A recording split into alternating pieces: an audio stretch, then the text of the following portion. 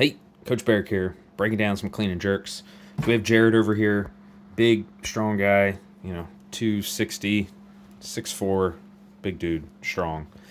This isn't a super heavy weight for him. I think it's 225, but there's some technical stuff that we can definitely touch up to make him much more efficient and effective in his lift.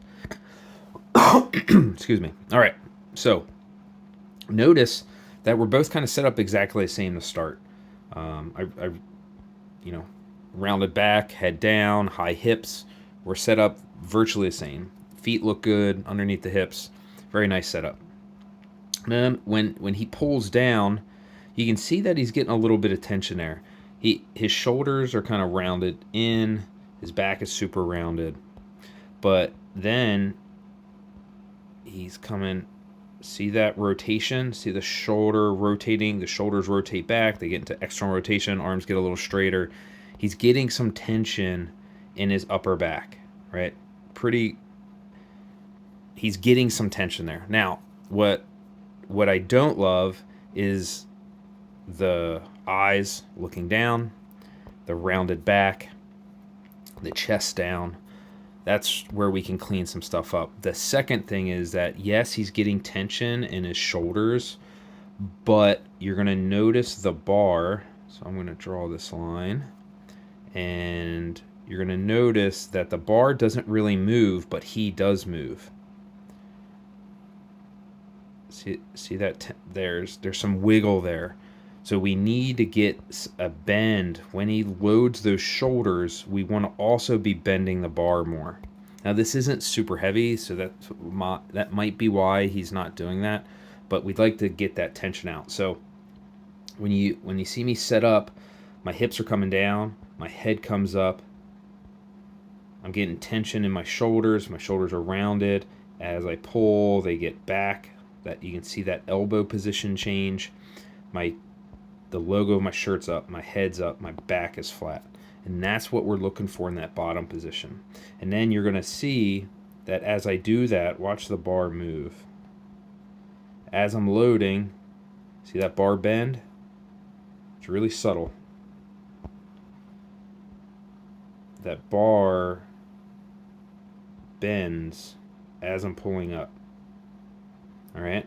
So that's what we want to see. We want to see that tension out of the bar, or tension into the bar. We should have a slight bend in that bar, and we're also getting the clickiness out of the bar and the weights as well. So then I start pulling. Now, when I start pulling, that heads up. See what we see here. So not a terrible pull, but because the head is down and the chest is down, what happens is the hips shoot up. So he's not having enough tension in the bottom. And so his legs straighten a little too much, and his shoulders are a little too far over top of the bar. The bar path can be a lot better if he actually gets some tension in the bottom. So let's get to above the knee right here. So now he has to kind of pull back. He's not, again, the chest is still dropped. Shoulders are still forward. I need to get those shoulders back. Notice again my chest, my head, straight up. So let's see how this pull. That's not. Okay. So the pull's okay, but what we're seeing here is that because the bar is out in front of him, because the hips shot up, what's going to happen is that bar is going to come in, so it's not touching him.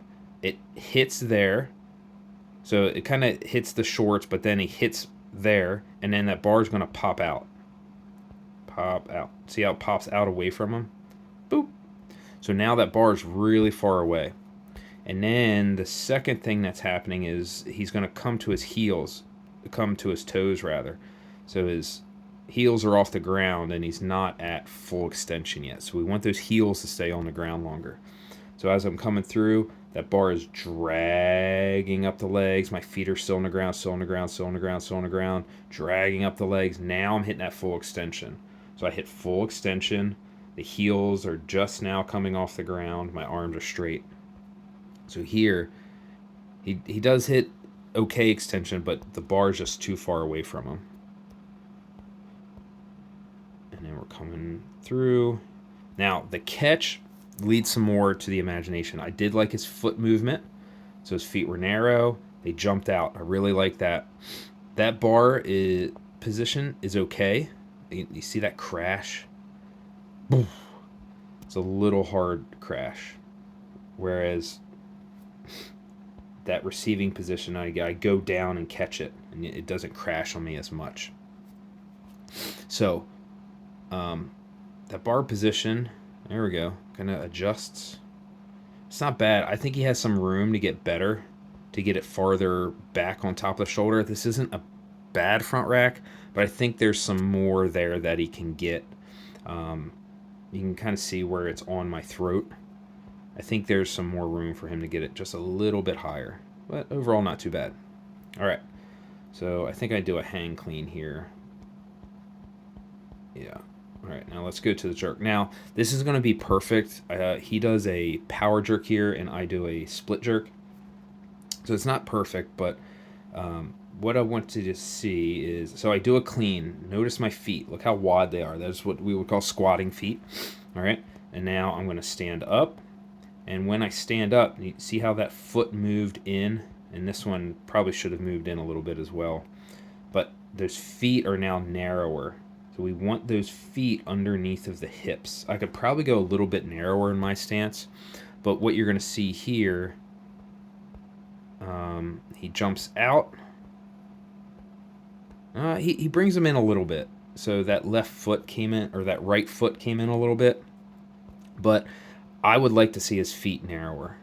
And the reason is, what we want is we want narrow feet because we're jumping. Just like in the clean, in the bottom of the clean, we start with narrow feet. Same thing with the jerk. We want those feet to be narrow. So and the reason that we know that he's not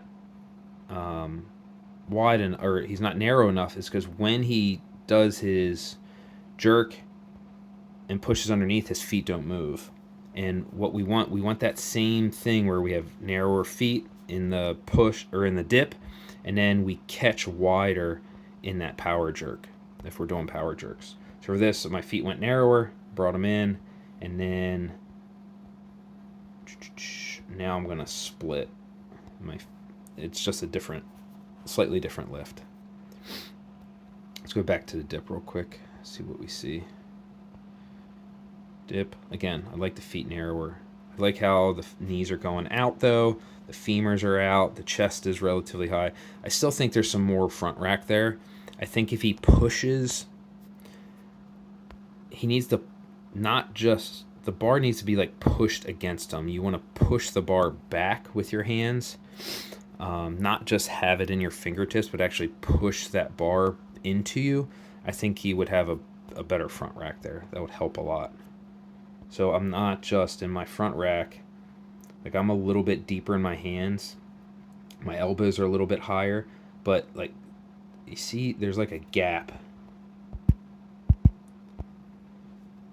in there. Like you can see it up on the shoulder. There's a little bit but on Jered, but there's room there to get a little bit higher, just to like, it needs to be rolled back a little bit.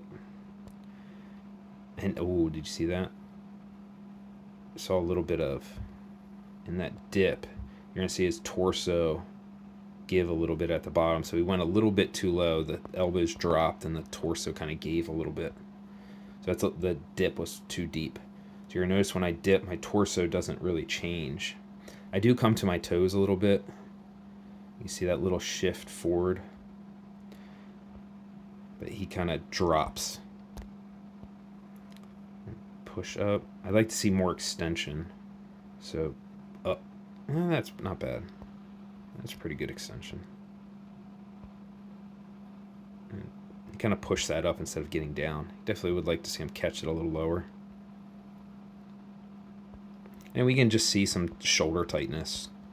He's slightly extended in that overhead position. So working on those shoulders and those lats will definitely help in the long run to get into a better position. I mean, overall not bad.